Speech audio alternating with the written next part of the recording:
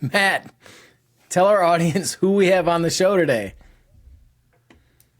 I see what you did there, Adam. You want me to tell you who it is because you once again did not read the show script. It's showtime. This is The Ski Show, the ultimate show ski podcast, and your one and only source for all things show skiing, bringing you news, knowledge, and interviews with the legends and stars of our sport. Here are your hosts, Matt Heilman and Adam Shallow.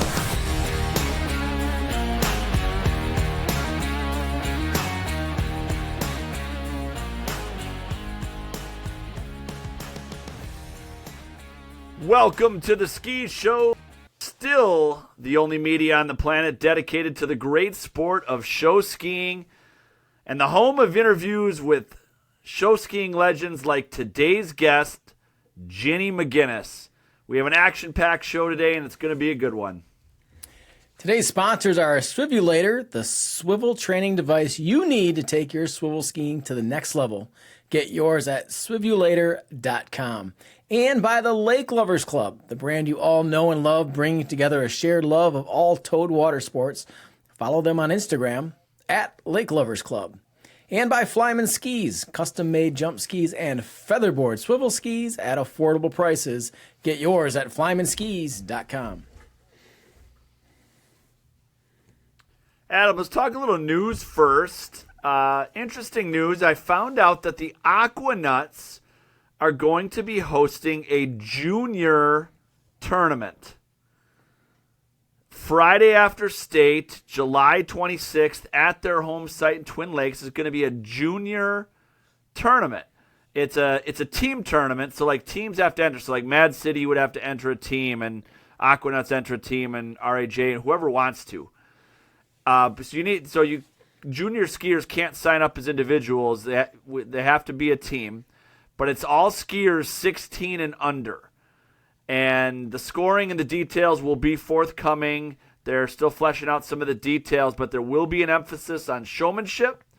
And sounds like a great, lot of fun for the junior skiers. A good opportunity for the younger skiers.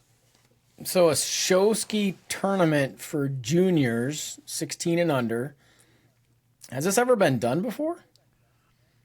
Not that I know of. No, I think it's probably the first. I think it's good. I mean, you see all these things helping the development of the sport, right? You see different ski schools and tours and tournaments, individual act tournaments, competitions, and this is kind of the next wave. So now there's going to be a junior show tournament in Twin Lakes at the Aquanet site. So we'll bring you more info as we get it. We'll bring that out to our audience as we get more and more info down the road. We also have news, Adam. We have a brand new USA Water Ski and Wake Sports Executive Director, and he is a show skier. Congratulations to Kevin Michael on being named Executive Director of USA Water Ski and Wake Sports. Super exciting for our sport and for all of water skiing. Yeah, absolutely. I mean, we've had Kevin Michael here on the show, and he's a former show skier, and now he's the executive director of USA Water Ski and Wake Sports. How cool is that for the sport? That's great. Yep, good stuff. We also have our awards show coming up, Adam. We are counting down the days. That's right. Friday, March 1st. That's the Friday of Think Tank. Man, Matt, tickets have been selling like hotcakes. We are way ahead of where we were last year at this time. It's going to be a full house. Absolutely. And it's going to be, yeah. We're going to have to bring in more chairs. It's going to be awesome. And again, just a reminder, we talked about this before. We want to make sure that everybody in the room can enjoy the show. So please, during the award show, keep it down. We want it to be quiet. I know that everybody's excited. It's Friday at Think Tank. You haven't seen your friends in a long time. And of course, you have a few drinks and all of a sudden you've got the drunk whisper going on, which we all know is not a whisper. No, it is not. It is not. It's going to be a great night. Cocktail attire is preferred. get dressed up, look nice. We've got 31 awards. We've got people traveling from all over. Like Adam said, we are going to be eclipsing the number that were there last year, potentially by quite a bit. It's going to be a full house, an awesome night. Nick Dries is doing all the video production again. Incredible stuff. It's a night you're not going to want to miss. If you haven't bought your tickets, make sure you do it. They're still on sale at thinktankwi.com. Get your tickets to the award show, to the Think Tank Tanks and Clinic, to the Saturday night WWSF recognition dinner. Be there. It's the place to be for the off season. Next episode, Adam, with a little teaser, we're going to talk all things kicker ramps. We're going to talk pluses and minuses, trends, and more as it relates to kicker ramps in shows, and particularly at our regional and national tournaments. So we'll have a few guests on next week to talk all things kicker. And the title of that episode is going to be called Stirring the Pot. Well, I don't know about that, but what I do love about this podcast is that we have the opportunity to have a discussion and an open forum and share ideas. We've had a lot. I mean, remember when we did the live streams on Division II Nationals and the future of that and all sorts of conversations? This is just a conversation, and because it is a talking point right now.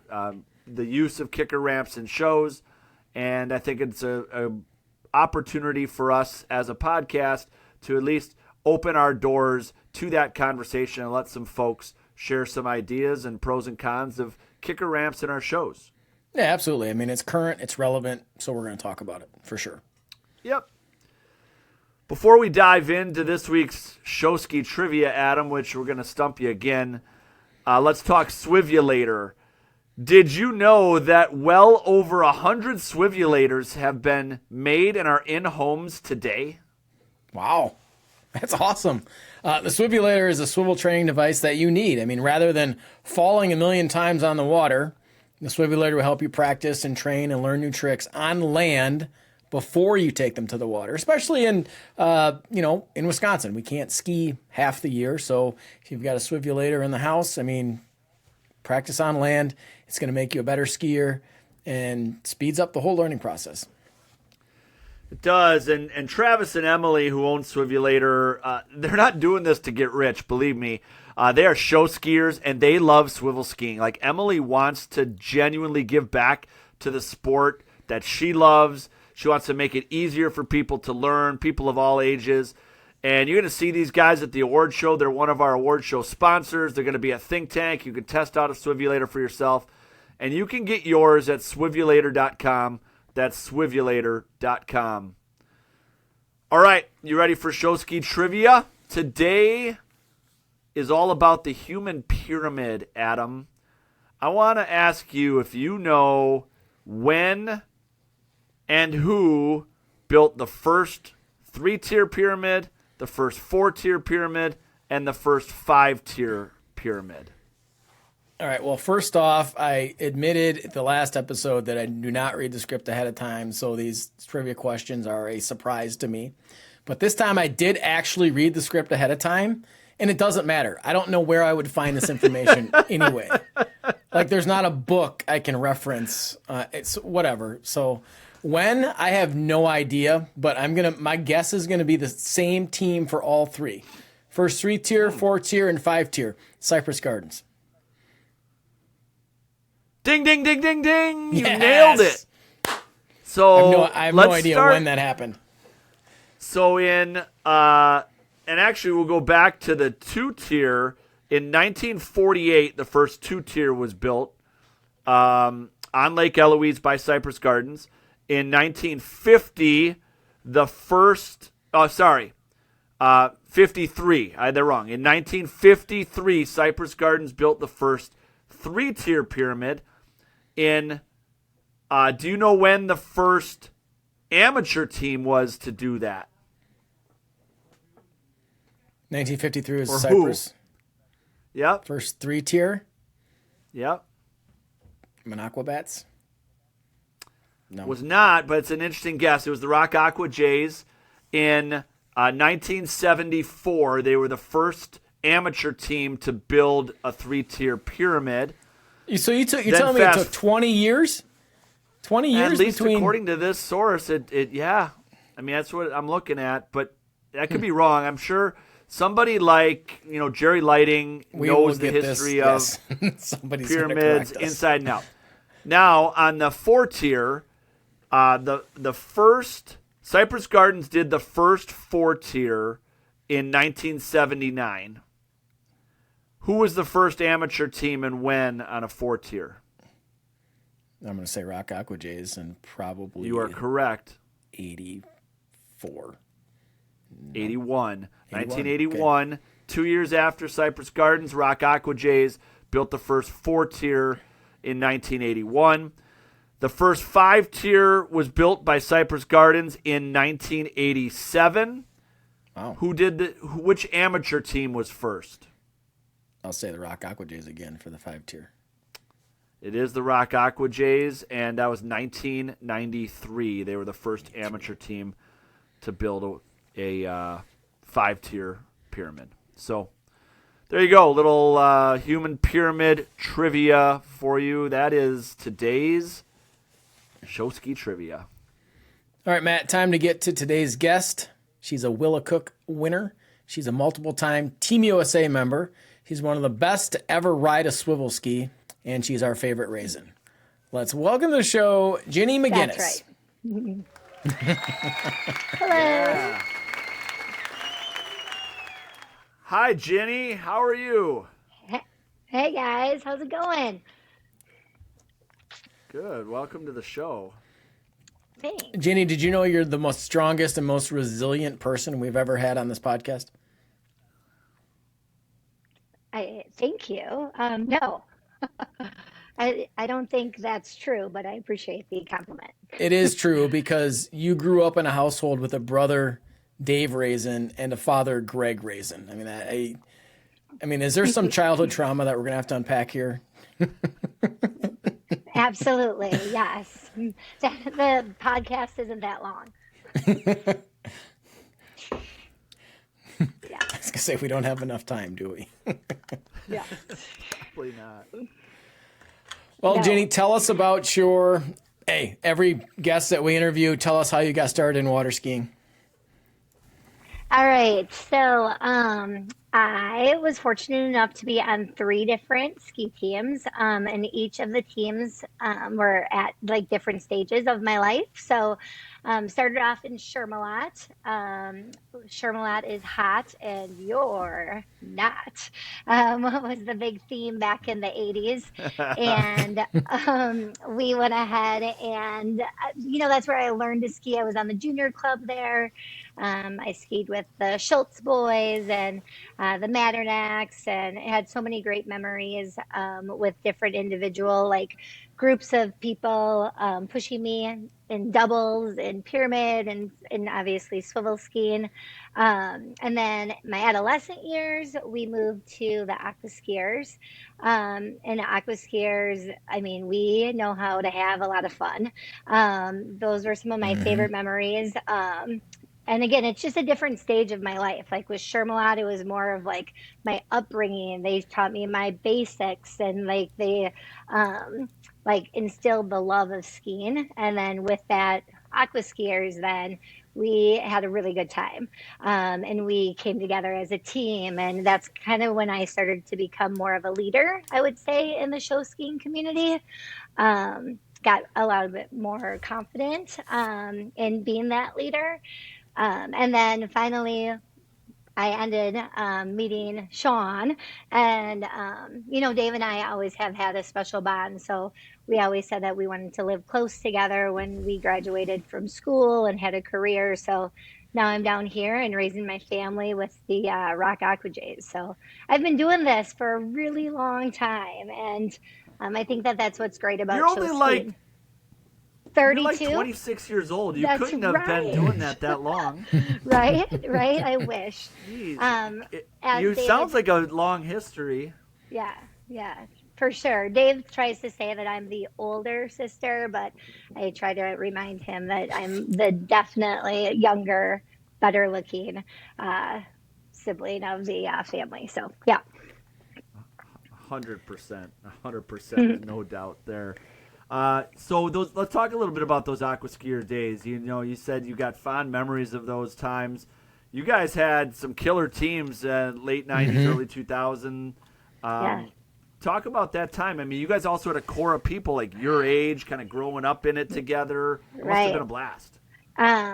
Seriously, it's some of my best memories of show skiing because we were just young and had a drive and passion for skiing. Like we woke up and we wanted to ski and we would hang out all day. As soon as the practice or ski show was over, we would go out on the Olson's pontoon boat and have some cocktails. And we would have like 3 pontoons hooked up together, and what happened on the pontoon stayed on the pontoon. And we truly were a family that we came together, and we had each other's backs. Believe me, there were some times where it got pretty intense as well, but everyone knew that we were doing what's best for the team, and we came together as that team and just rocked it, which is one of my favorite things because we were kind of an underdog. The big teams didn't really think that they had to worry about the Aqua Skiers, and we showed them that, little teams can have a big heart, and that was shown in our shows. I don't think all of those pontoon stories stayed on the pontoon. I mean, we tried. We've hung out with Troy and Dave long enough. Yeah, we should have Troy on here, Adam, and get some of those stories. Yeah. We should have. He'd divulge a lot of information. Too much. I think it was cool because like Dave and I are 4.5 years apart, and like we would be on the pontoon boat, like hanging out, partying together, and that like the age difference really wasn't a thing back then. Like we were all like together, and like I said, we enjoyed hanging out together, so it was super fun. Did you enjoy competing? Like at a team level? Yeah, oh, for sure. So the girls, like, I think that I can say that whether it was on Aquaskiers or on the RAJ AquaJs, like I've always had a good connection with a group of girls on the team. I was part of like the ballet captain, and one of the big things was like the Golden Girls. I'm sure you've seen like a lot of photos or whatever of, we had the Wizard of Oz, and Troy and I were co-show directors together. Dave was actually down working in Janesville, was just dating Jen, and like he was driving back and forth because like I said, we always had this agreement that we would ski together. And I was like ballet boot camp bitch. Like, I mean, we were lined up, we were going over it over and over and over, the different routines. And some of the girls that were in the ballet line, they were like 5th grade, 6th grade, and I'd be like, move your hips, shake your boobs. And they, like the moms, their moms were like, oh my gosh. But like I said, now they're all like older, and it's like something that we laugh about. But that ballet line was really special to me because it was half left foot and half right foot, which was something different, because when I first went to the Aquaskiers, they were a left foot forward team. And it was hard to make that switch. And they didn't want to switch, which is totally fine. But so we wanted to incorporate more girls. So we had half left, half right, 24 girls back in the day. And it was just a really cool memory. So I love competing, yes, as a team. And I love winning. Like, I'm pretty competitive when it comes to that team. Like, if you're going to do it, you're going to do it right. And we're going to be on top. Sorry. That runs in the family. I think maybe. Yeah, I think competitiveness runs in it's a genetic thing, right? Like it just is. Like it's a thing. Yeah. Those are great memories. Adam, it's also been a while as we look back. It's been a while since we've chatted about the Lake Lovers Club, and I want to talk about them for a minute. We mentioned one of our favorite lake lovers, Kevin Michaels, now the executive director of USA Water Ski and Wake Sports. Lake Lovers Club is primed for a big 2024, Adam. Yeah, they're the salt life of water skiing, the brand you need more of in your life. Not only are they supporting Total Water Sports in all capacities, but they have a fantastic swag, tees, tanks, hoodies, and more. That's right. You got to follow them follow the Lake Lovers Club on Instagram at Lake Lovers Club, and get to their website, lakeloversclub.com, buy some swag. That's lakeloversclub.com. So you mentioned making the move to Janesville and skiing for RAJ. Did Dave lure you there, or did Sean lure you there? What took you specifically there? Yeah, so Sean and I actually met when I was working up in Merrill, Wisconsin. I don't know, good old up north, northern woods. Big town. Yeah, huge. Sean and I actually got set up on a blind date. And there's, long story short, Sean worked with Jerry on the fire department. So he's like, Jerry was like, oh, I know who you're dating, like in all Jerry fashion. And I was like, oh my God, like this is so embarrassing. And, Sean, before like meeting me, he never like, no offense, guys, but he's never heard of show skiing. Like, and it's such as like, I feel sometimes think it's like this big world, but sometimes, like people don't know about it. So anyway, so we ended up meeting, fell madly in love. And within the end of the first semester of teaching, I ended up moving down to Janesville. So I say, but I don't like to admit this to Sean, that I moved down because of Sean and wanting to be closer, but I don't admit that to Sean because he thinks that I moved for him, which is kind of like a little cheesy. I don't like that. And then because I was down there, like before I was down here, I would ski for RAJ Aquaskiers. So every summer I would live with like Putty and Dave and Dan Benz. So what's funny about all of this? I'm going to slow you down here. Yeah.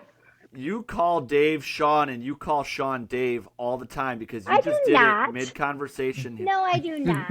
Wait till you hear this recording back because when you talked about who lured you down, it's hilarious what you said, and you're going to laugh at yourself. Whatever. I did not. No. Good stuff. No. So I lived down here with David before I ever met Sean. So I skied for RAJ Aquaskiers in the summertime when Dave started skiing with RAJ Aquaskiers. Sean sure knows show skiing now. I mean, heck, Adam, he won Boat Rider of the Year for the podcast, our Ski Show Awards. He's very proud of that. Should be. Yeah. It's awesome. And he was, let's not forget, on Team Germany with Mr. Petzold. Yep. So he was. Yeah. So it's like a cult. We like lure them into the Rezin family, and then that's just what you have to do. Because like I said, Sean never did show skiing. He didn't know what anything of this was, but he knew it was important to me, and he's supportive of that. So yeah. And he's a great. But he was a skier, wasn't he? Also point out he was a skier. Yes, he is. Yes, he bag barefoots. He's like an awesome slalom skier. But yeah, he's gone over the jump a couple times, but he doesn't like doing that because of his job. He takes his job very serious. Doesn't want to get hurt. Makes sense. Fair enough. That's cool. So there was never a gap year between where you and Dave skied on different teams. You've always been on the same team. So besides Bartlett's, when he skied Bartlett's, then we didn't ski together. Gotcha. You never skied professionally? Yeah, we always skied. Nope. I'm gonna be like, so I wasn't like, I like to have a good time, but I wasn't like, I feel like the Bartlett vibe changed a little bit. Maybe back in the day, no offense to the Bartlett people, but it was a little bit like, it was a little rowdier than what I would have probably been accustomed to. So that really wasn't my scene, and I was having a great time on Aqua Skiers. I got to go down and do some guest skiing, which was really fun. With like Matt May, I got some great stories about that. But yeah, like I got to go down and ski with them, but I never skied professionally down there. That's cool. Let's talk swivel a little bit. You know, you are and have been one of the best. Like when you were growing up learning how to swivel, talk to our audience about who your coaches were, your mentors, how you latched on to swivel, and what that training was like as a kid growing up. Yeah, so when I was growing up, I was involved in like ballet and gymnastics, which I think is really important. You have to have a really good core and like posture and whatnot. But I like saw like swiveling and I was like, I want to do that. Like that's what I want to do. And there was like a core group of girls, like Kristen, myself.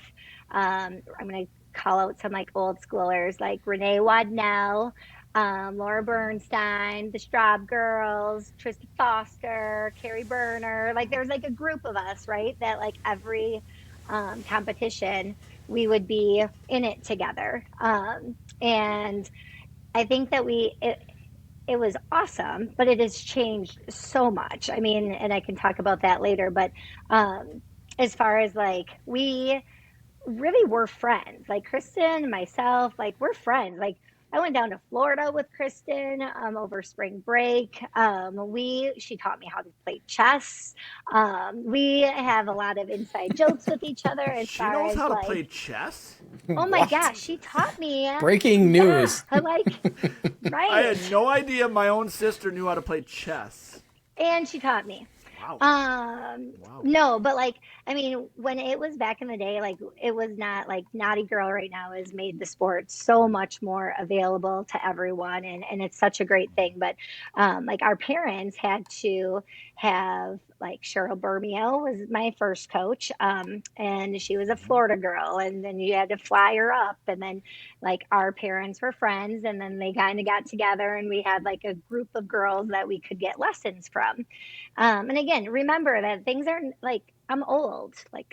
So like it wasn't as easy as what it is now to just like send a Facebook message and be like, hey, when are you available? Let's do this. And also let's remember we're talking about Greg and Kay and Sue. And like that's not Sue and Don. Like that, like there's a lot of like things that have to take place in order to get this going. Anyway, so Cheryl Bermeo comes up and like she's intense.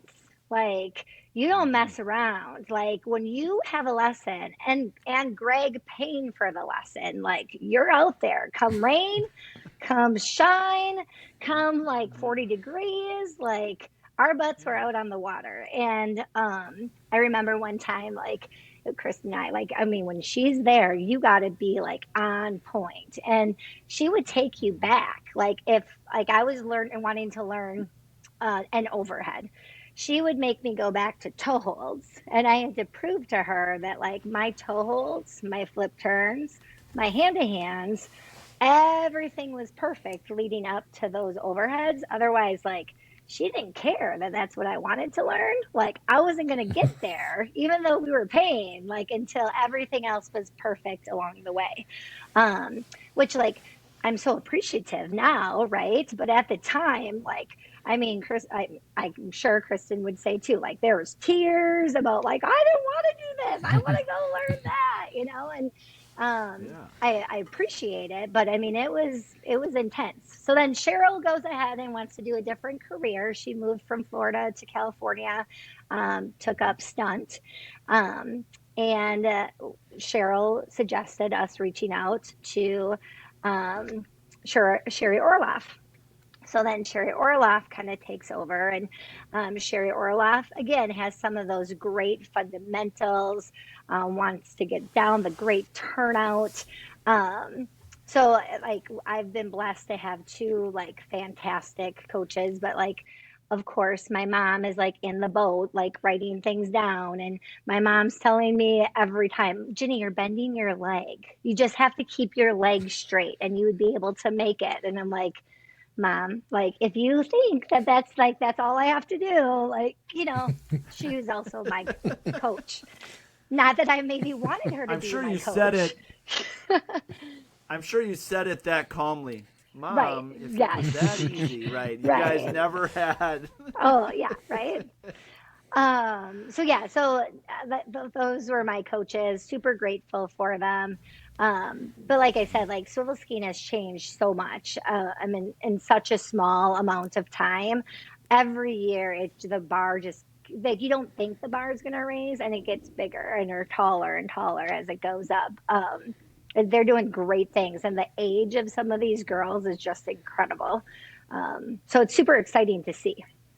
Yeah, whatever strategy you employed, clearly it worked. I mean, you were successful at both the state and national level. And I mean, in regards to, you said a lot of girls just, they're getting younger and younger. But, Ginny, is it safe to, do you think you're a better swivel skier now than you were in your 20s? Yes, for sure. And that's something I was going to mention, like, as well as like these young girls, like what I love about Swivel Aid, one is that they include me. Like they are like awesome. Like I'm not too old. I don't have too many gray hair or anything yet, that like I'm still like in with the group, right? Like I appreciate that, girls. So thank you. But two, I'm like learning new tricks because of them at 42 years old. Like back in 2012, when I was first on Team USA, like outside of the wake tricks wasn't really a thing. And now in my shows, like I have a pass of outside of the wake tricks. Allie, she does the 720, well, she does a 1080 wrap and wrap out. I call it the Kim Kardashian, but I'm doing like the 720 wrap in, wrap out. And like I said, like I appreciate that just because, I feel like it was such a long period that no one was really doing anything new on the swivel ski, and now there's always new tricks coming out. So yeah, I think the It's young fun to girls, watch. yeah. It's super cool to watch the talent change and grow over time. I mean, really, the reality is it's that way kind of in every sport where over generations it gets better. What's been super impressive about you, Ginny, just watching you over time is what Adam said. Like, you are better now than you were 20 years ago, and that longevity just doesn't happen with all skiers. It doesn't. Father Time always wins, and you have maintained such a high level with your swivel skiing. It's so impressive. And how do you do it? I mean, quite frankly, Thanks. how do you do it? Is it just those girls pushing you, or is it just practice, staying fit, all those things? Well, I'm not like Dave. Like, I'm not on my bike every day, like biking, or like I'm not like crazy. I like my double stuffed Oreos and my glass of milk. Like, I'm going to be honest with you. I don't know. Like, I think it helps that my kids are involved now. So, and I'm a teacher, so like I'm off in the summer.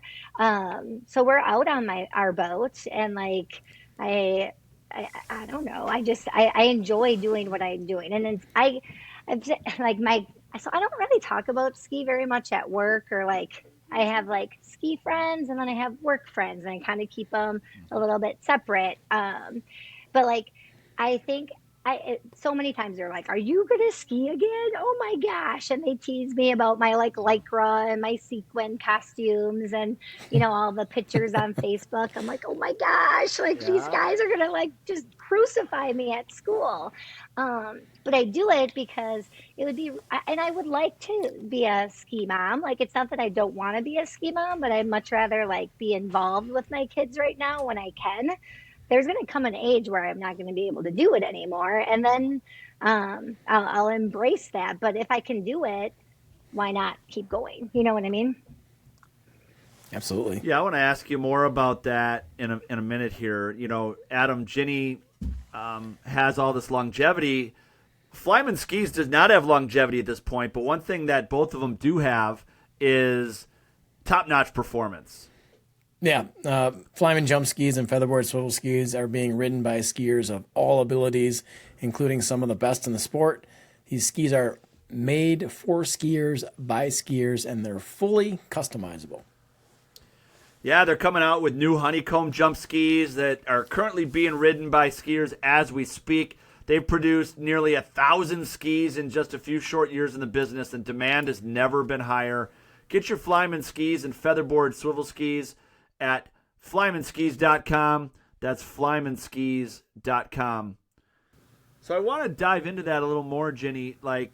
So that longevity. So for me, I liken it to I would hang it up and drive boat or do something else.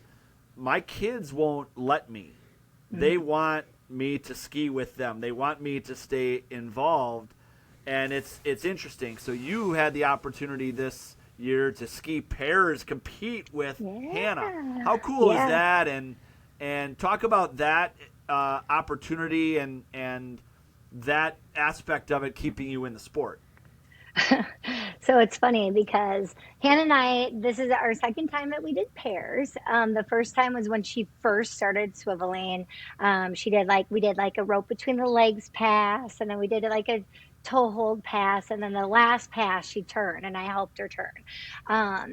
And then she's like, Mom, every 4 years, because it's been 4 years, and now we were in the 360 division, right? And I was like, okay, sounds good. And then when we were done with it, she's like, Mom, we have to do it another 4 years. So when I'm going to be a senior in high school, we'll do it again. And then that time I'll be in the open division. And I'm like, Hannah, this is probably our last time doing it, No, I think it's really, I was able to ski with Hannah in the show this year as well.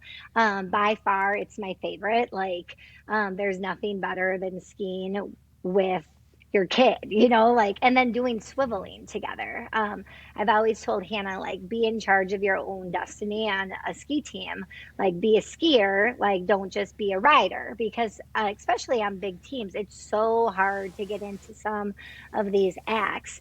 So I really have tried to be you're a water skier, you're going to be a skier.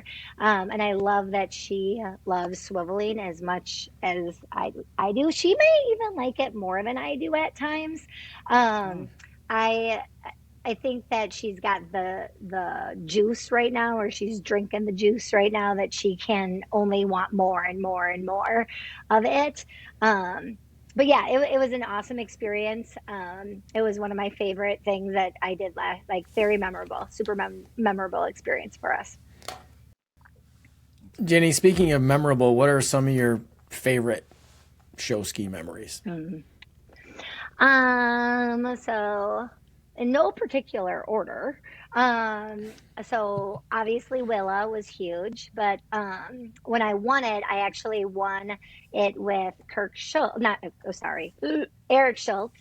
And he was on the Aquaskiers as well. So I think that that's always special when it's from the same team, like Skip and Willa from the same team. And like I said, Eric and Kirk and I skied on Shermalot, and then they skied Aquaskiers as well with us. So it's just cool that, I have that close connection with Eric and the Schultz family. Team USA is insane. So that's by far top of my list. Is that like a career highlight? Oh, for sure. For sure. And that, I know that I am so lucky to have been able to be on Team USA for 5 times. So for our audience, which Team USAs were you on? Okay, so I was on 12, 14, 16, 20, and then 22. One of my favorite things about Team USA, and I can't wait to hear your kind of favorite memories of it.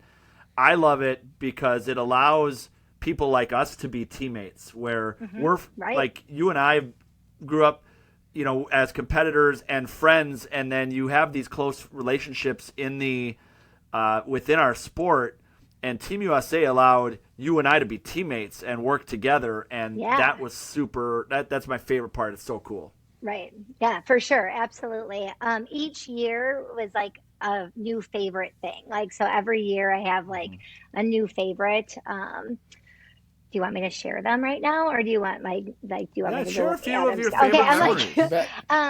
like, in 2012, I think it's just the first year, so no one knew like what to expect. It was at Wazicha, which is like my home site. My grandparents were there. Like, it was No, such you already like forgot that. It what? wasn't at Wazicha.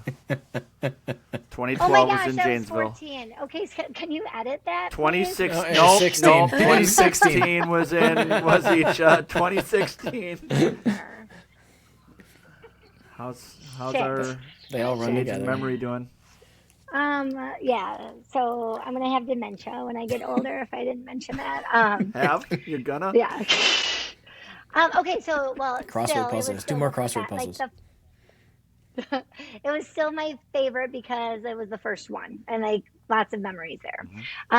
14, I got to ski with Cheryl Bermio, which was like that was a whole like full circle moment for me, and like being my coach. And then when we were paired together, like I took that as like the biggest compliment of my like skiing, like that I got placed with the Cheryl Bermio was like amazing for me. And then 16 at Wazicha was the Five High Pyramid. Like that was, I mean, again, and please know I'm pointing out things about myself. There's other things like with the team. I hope I don't sound too like braggy or anything, but I'm just like these are just memories that I'm gonna always have. And then like let's be honest, 2020 was a fucking hot mess, like with COVID. I mean, oh my God. So let's talk about that story here. Well, Let's talk hang about on. that. So And then 2022 okay, go ahead. was my last year. 2022 was my last year.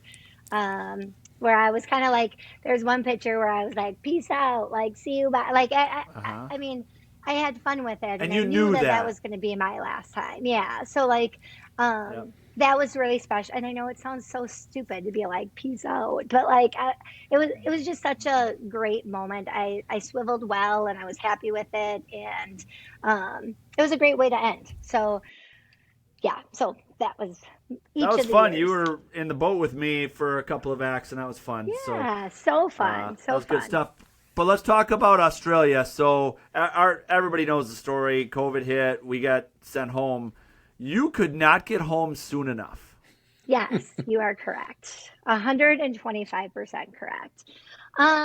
So like, I don't know. I think I told you this before, but so leading up to it, I swear to God, I had COVID before I got on the plane. I actually went to the emergency room the day we left.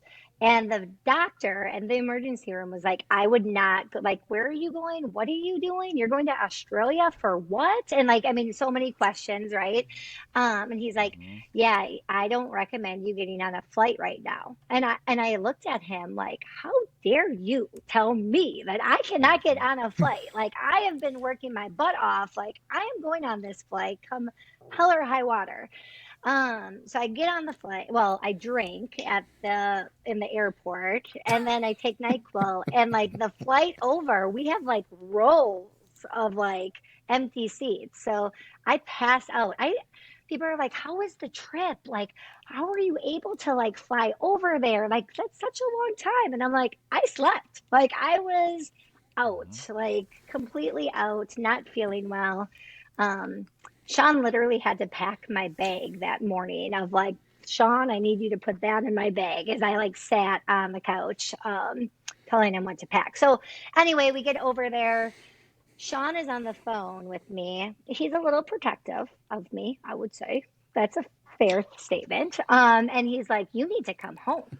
And I'm like, what are you talking about? Like, everything is fine, because in Australia, it didn't really hit yet. And he like every time I would call him, things got worse. So at first he's like, the NBA shut down. And I'm like, what? Like, or like March Madness isn't happening. And I'm like, okay, like, don't care. It's March Madness, right? And then he'd be like, he's like, school is shutting down. And I'm like, what are you talking about, school? Like, I'm a teacher. Like, how do you know school is shutting down? And he's like, Ginny, like kids aren't coming back the rest of the time. And please know that during this time, Sean is living with my parents, who is building a home right down the road, from Dave and Jen. So like he has not only my children who is like, "Where's mom?" but also my kid, my mom that's like, "Bring my babies home." So yeah, so I was really scared, once everything ended up happening, that I was going to get stuck in Australia and have to stay there. And then there was like people like Garrett Boulay and Rachel Zank that were like, "You guys leave, just They stay." wanted to Like, hang out. yeah, like you we're guys staying. go ahead. Like we're gonna stay. Like so again, like I Yeah. feel like a little bit of an age difference, like just because like I wanted to be home with my kids, like I didn't want to stay Yeah. over, and I wanted to get the hell back home with my family. So yep, I was like, Yep. yeah, Yep. Get me out of here. First get flight me out out. of I'll here. pay whatever it costs to get home. Riot. Yep. Well, Yeah, and there was like you 5 heard of it us here that first. Ginny was patient zero with COVID, and she's the one that took it to Australia. So that's how Right. that worked. That's right. Breaking news. Right. Right. Yeah, she was. No. But then like I guess like a couple other like favorite things of like my skiing would be like I got to ski in Dubai, which is super cool.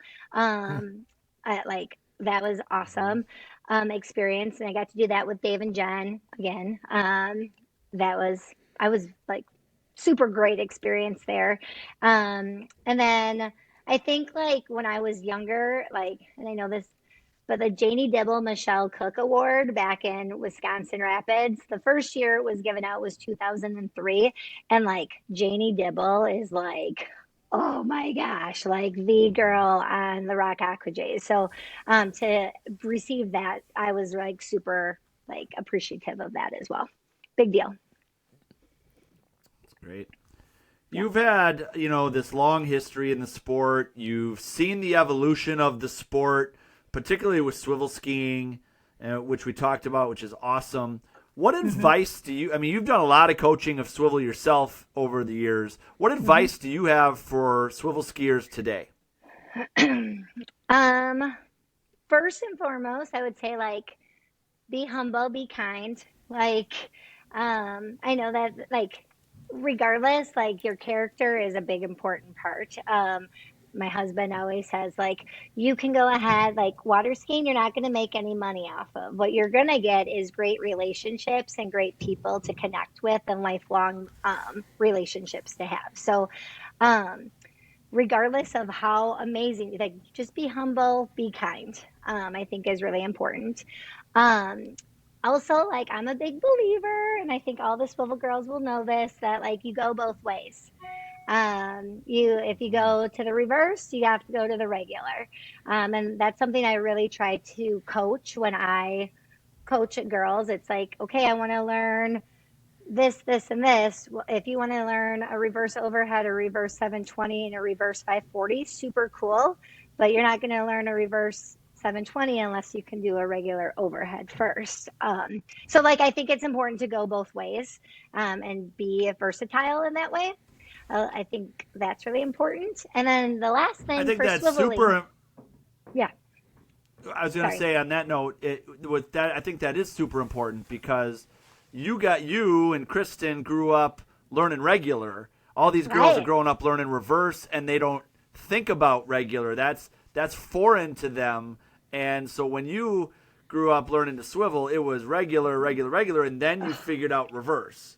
And they're so opposite. They're like some people Yeah. think, oh, well, if you can go one way, why can't you go? And it's a completely different trick. So yeah, I think promoting the regulars and the reverses would be really great.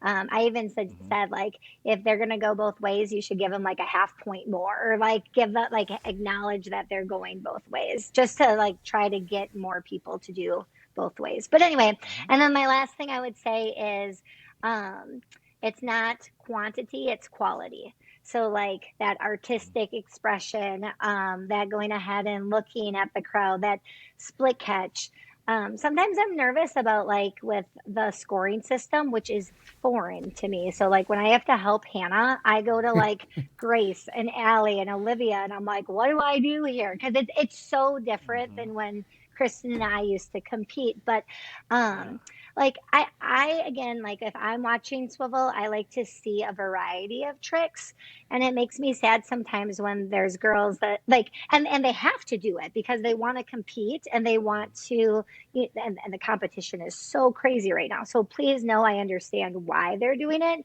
but I feel like we're missing some of those like fundamental tricks in there, because they want the points and they have to like they don't want the passes to get averaged, or they don't want to do a rope between the legs because heaven forbid that's only a 5 and not that's going to lower their point average. And I'm like, oh, it's kind of taking away from some of that artisticness of the sport. So my last one would be that's not quantity, it's the quality of your performances. Yeah.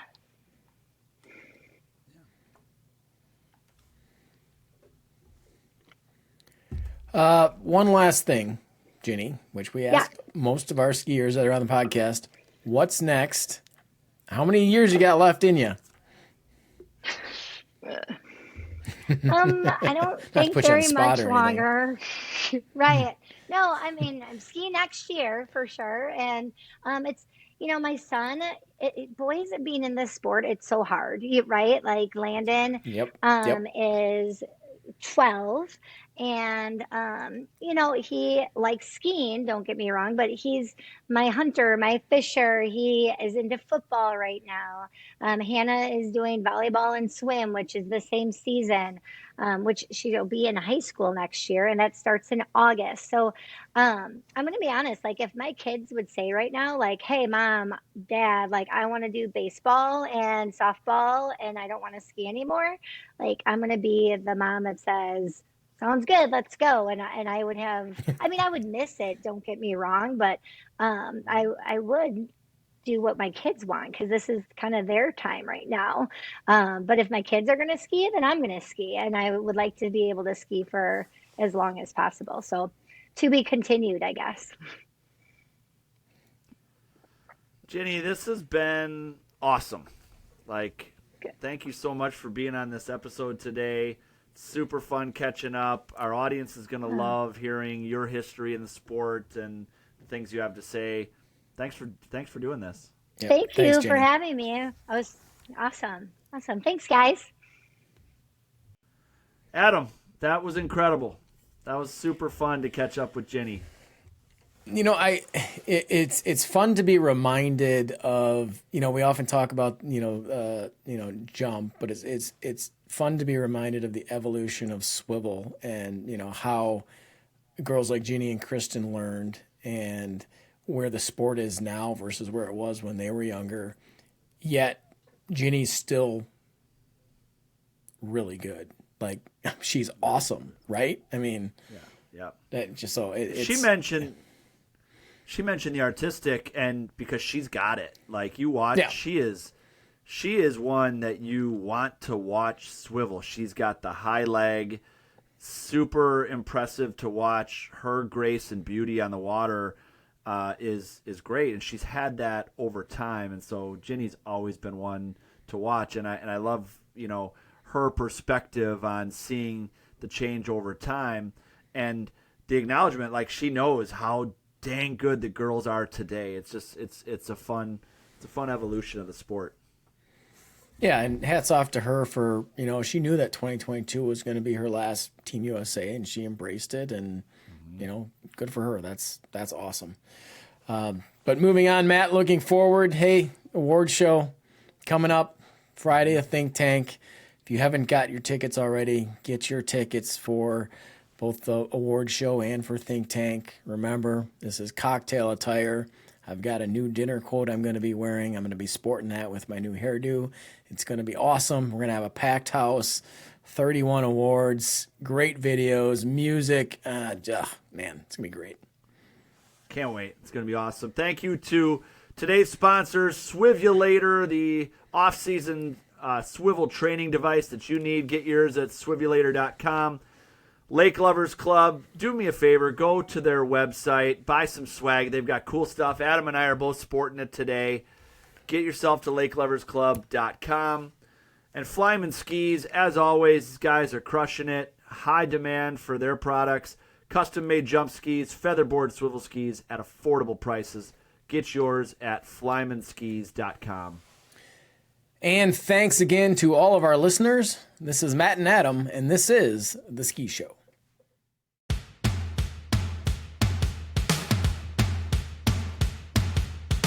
Thank you for listening to The Ski Show, the ultimate show ski podcast with Matt and Adam.